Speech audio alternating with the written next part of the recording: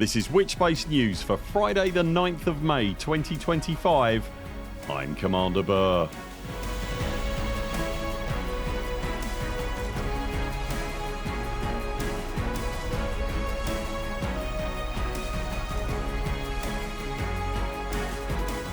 In Elite Dangerous news this week, there's now 2 opportunities to catch up on the Pitcon live music session, the money hose continues to run as the community goal is extended, and there's a significant change in the wind for Frontier Towers.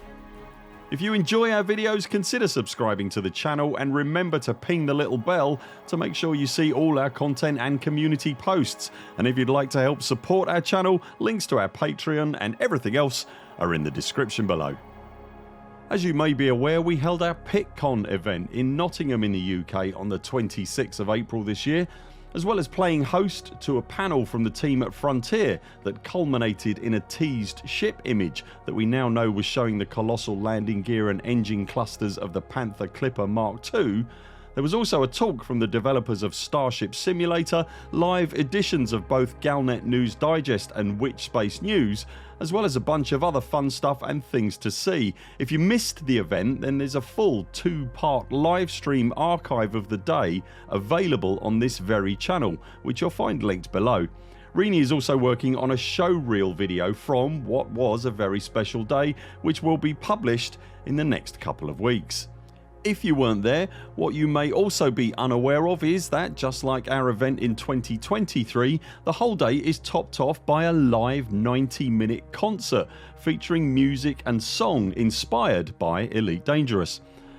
This year, the concert portion of the day featured not only a live set by commanders ToCoSo and Heli, performing such Elite Dangerous community standards as Metallic Meteors, Touchdown, Hauling Steel and of course Let's Jump Together, but also for the first time ever a live set featuring the music of Commander Alzo. Again, if you missed it on the day, then due in no small part to some significant effort on the part of the artists involved, coupled with the magic of the internet, you can now enjoy both the Pitcon sets in a more studio based pre-recorded fashion. ToCoSo has created a YouTube playlist of the recorded versions of some of the tracks he played live at the event, featuring not only the tunes that I've already mentioned, but also a raft of his other classics and more recent absolute corkers, including a personal favourite, by the way, for reasons that will likely become apparent when you hear it. It's The End of the War. That fantastic playlist is linked below for you. Commander Alzo this week replayed and re-recorded his entire 30-minute Pitcon set and uploaded it to YouTube as a dedicated video on his own channel, and anyone who has experienced the set will tell you it's unlike anything you will have heard at an Elite Dangerous event before, and will almost certainly leave you with that I'm just slicing onions feeling before it reaches its stunning climax. Again, you'll find Alzo's video linked below, and whatever mood you're in this week, whether you're hauling for a colony or mining for the community goal or doing something else entirely, these 2 musical selections will each present very different options to suit every taste. Both of these hugely talented artists have complete multi-album spanning portfolios of their Elite Dangerous themed and crafted music for you to enjoy on Bandcamp. You'll find links to both their collected works linked below. And just one final nugget before we move on, ToCoSo has told me of something special and altogether exciting and unusual that he's collaborating on right now for a near future release. I don't want to spoil the surprise here, but when it's ready for release we will of course report on it on this very channel. You may remember that we reported last week on the mining centric community goal running in the bubble currently in the system LP855-34. In case you missed it, the CG is actually a 2-sided affair, with the 2 supporting factions of the Federation's Felicia Winters and the independent forces of Yuri Grom facing off to deliver as much mined platinum as they can, their superpower backdrops bringing more than a hint of a power play edge to it. For just one delivery whilst signed up to either side of the community goal, note that being very different to being pledged to either power, you'll receive a fully engineered abrasion blaster with the long range modification on it, as well as the usual credits reward. If you're in the top 75 of contributors and your side wins the CG, then you'll receive an additional engineered abrasion blaster, again with the long range mod. If you're pledged to either of the contributing factions and your faction wins the CG, you'll also receive a chunky 40,000 power play merit reward that isn't to be sniffed at either, however. As nice as all these rewards are, they are not, in fact, where the true value of the community goal lies. We reported last week that platinum prices at both halves of the CG had been inflated to 4 times their usual price in order to add an extra incentive. Shortly after we went to air, however, the sell price was increased again to a shivering 8 times the regular price. Suffice to say, even without the cash reward at the end of the community goal, if you're in the market to make some bank right now, perhaps looking to save for a fleet carrier or an eventual fleet of Panther Clippers in the months to come, then it's absolutely how you could be financing it. The amount of credits to be made at the CG site right now, even for a small contribution if you're perhaps fairly new to the game, cannot be overstated. As you'd imagine, the community is rallying behind the departing money train with a fairly unrestrained enthusiasm, which could, under normal circumstances, cause the goal, which was initially set as a 2-week affair, to finish early as the sheer volume of contributions top it out.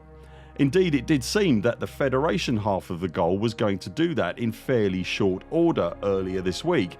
However, I'm very pleased to report that both sides of the goal have now had another tier lumped on top of them that will almost certainly mean they cannot artificially complete before their respective timer runs out. So, whilst I'd recommend you don't leave it to the last minute, this week is absolutely the single best opportunity seen in recent times to earn some silly amounts of green to see you through the months and possibly years ahead. If you head to the CG system and are having trouble finding the faction's representative megaships, then head to Planet 1 in the system and they should show up. As a side note, conflict between the superpowers has also broken out in the system, meaning not only is there further opportunity to earn power play merits, but also a chance at some gratuitous violence as well, which is sweet. I always enjoy writing the script for Witch-based news every week. It's genuinely a highlight of my week and something I look forward to. There are weeks, however, where there are stories that I just don't want to have to report on, and sadly, this is one of those weeks. Frontier's head of community PR and comms, Arthur Tolmie, announced in a post to the workplace social media site LinkedIn this week that he is leaving the Cambridge-based development house of Frontier in July for pastures new. Arthur joined Frontier in June of 2020 as the lead community manager and has publicly stated on a number of occasions that Elite Dangerous was one of the reasons he wanted to join Frontier.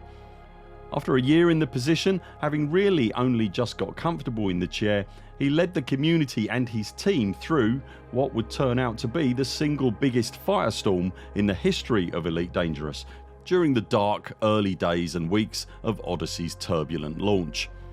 His tenure at Frontier has also borne witness to the company itself struggling with its business model and identity over the last few years, but through its darker moments around redundancies and very public financial struggles, he had always been a stalwart, singular, reassuring beacon in some often stormy and uncertain seas.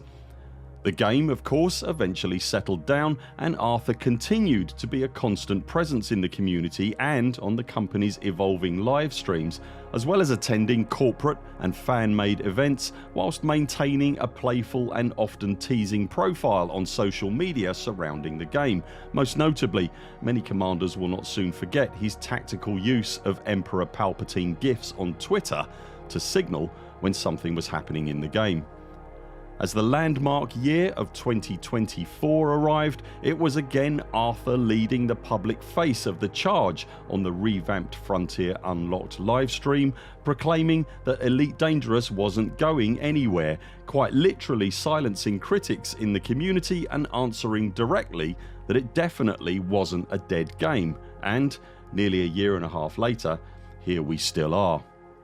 Whether by accident or by design, Arthur's arrival at Frontier marked a new fire in the belly of Elite Dangerous.